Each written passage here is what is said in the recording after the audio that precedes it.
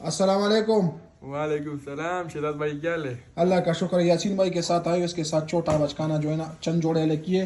اس کا جو ہے نا بچوں کا ویرائٹی ہے, بالکل اے گریڈ کنڈیشن میں.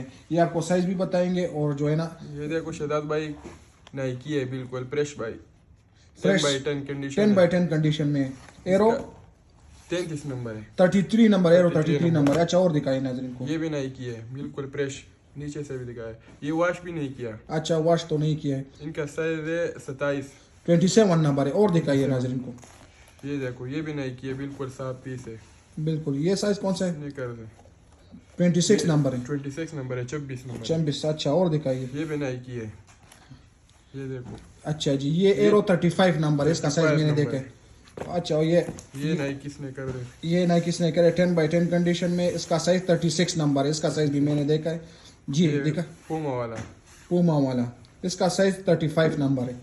بالکل فریش. اور یہ نیو بیلنس گلاس میں بالکل 10x10 کنڈیشن میں. اس طرح دیکھ لو. یہ 32 نمبر ہے. جس بھائی کو بھی چاہیے اسکرین پر نمبر چلتا ہوگا, رابطہ کیجیے. اوکے, بہت بہت شکریہ یاسین بھائی.